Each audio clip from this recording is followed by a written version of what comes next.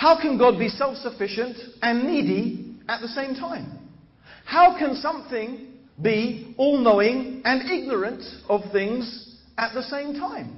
It doesn't mean anything. By definition, to say God became a man actually has no meaning.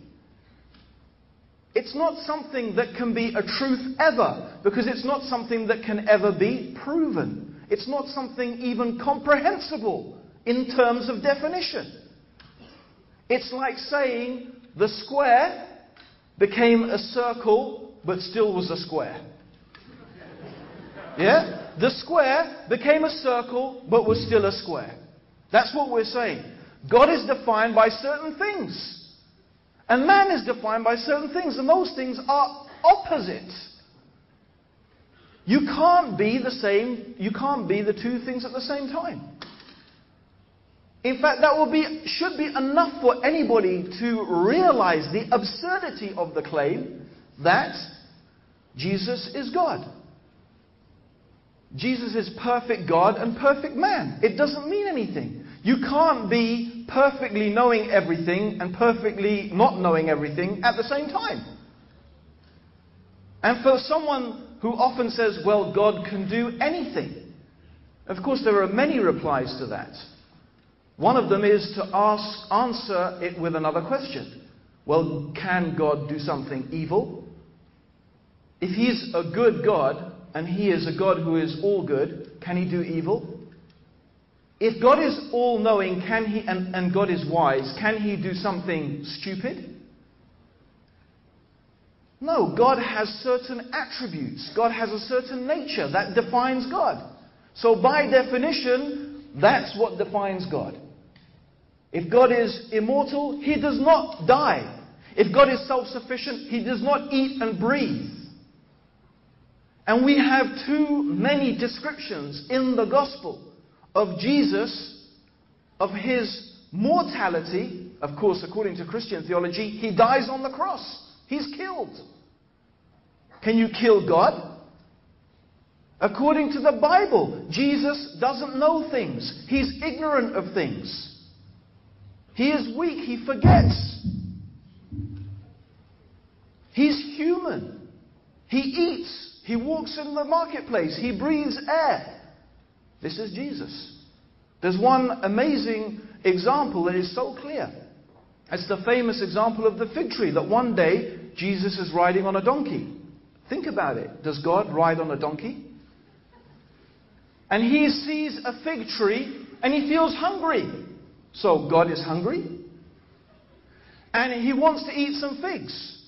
So He goes to the fig tree and He finds there's no figs on the tree. That means from the donkey to the fig tree, He couldn't see whether there were figs or not. Is that someone who sees everything? He didn't even know there were no figs on the tree. And it becomes more surprising because when there were no figs on the tree, it says, because it wasn't the season for figs. So He didn't even know when the seasons were. And He's supposed to be the creator of the seasons. So we've got a God riding on a donkey who gets hungry, okay? Who doesn't know whether there's figs on the tree and doesn't even know the seasons of the figs, right? And when he sees there's no figs on the tree, he gets so upset, he curses the fig tree and it withers and dies. Now, that is truly extraordinary. Because most Christians would say in defense is that, no, all of that was the human side of Jesus. The human side of Jesus was His riding on a donkey, His not knowing, His feeling hungry. But the God bit of Jesus was when He cursed the fig tree and it withered and died.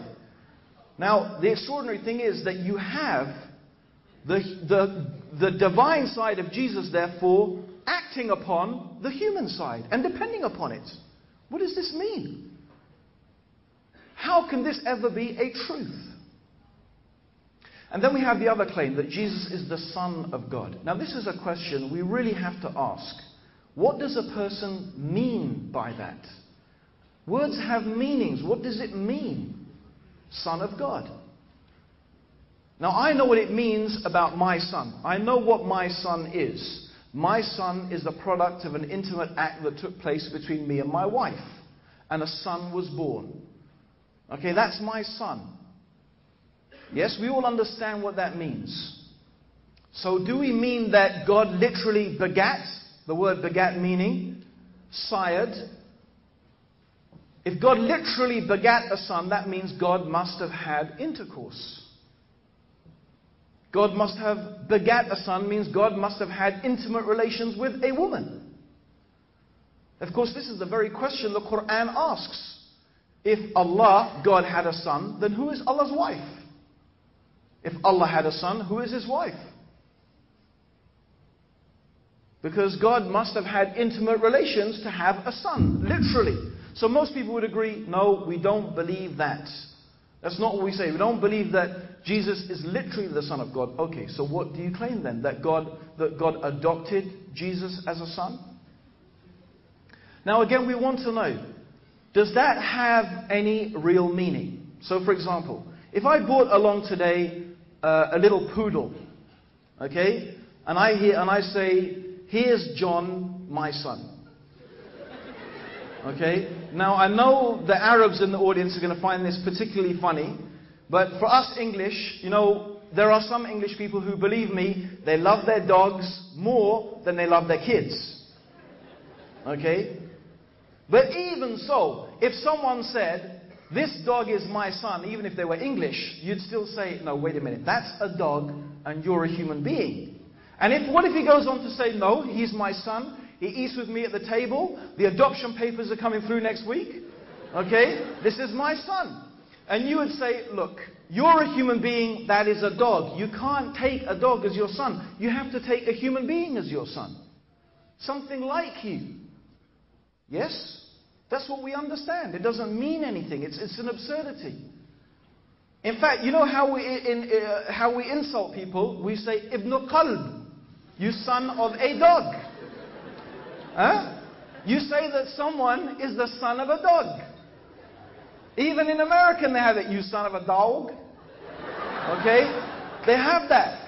Okay? And the reason they have that is because you equate a human being with being like something that is less than a human being. So believe me, when the Prophet ﷺ, the messenger of God, who Allah sent to clarify the truth of all of these things, Muhammad, he said that Allah said, the son of Adam has insulted me. This is what Allah said. The son of Adam has insulted me and he had no right to do so. What right do we have to insult God? And as for our insulting God, that is our saying that God has a son. That is our saying that God, because we are not anything like God. We are small little specks. I flew in an aeroplane for 24 hours over the surface of this earth. I looked down from all the way up there and humanity became what? Little specks. On an earth that is a little speck. In a solar system that is a speck on the outer spiral of our galaxy, the Milky Way, which is 10,000 light years across. Our galaxy is one of thousands of galaxies, millions of galaxies in the known universe. Even our galaxy is a speck. And we're going to say that God, the creator of the universe, this universe, it's like a ring thrown in the desert compared to the kursi. This is what the Prophet said. This universe is like a ring thrown in the desert compared to the kursi. And the kursi is like a ring thrown in the desert compared to the arsh, meaning the throne of God. The universe is an infinitesimally small speck compared to the throne of God. And we're going to say, God was a speck in a speck in a speck. God's son was a speck. That is insulting God. There is no doubt. And in the Quran, the final revelation from God to humanity, it says unequivocally that the heavens are ready to rent asunder and the mountains are ready to crumble into ruin because they say that the merciful God had a son.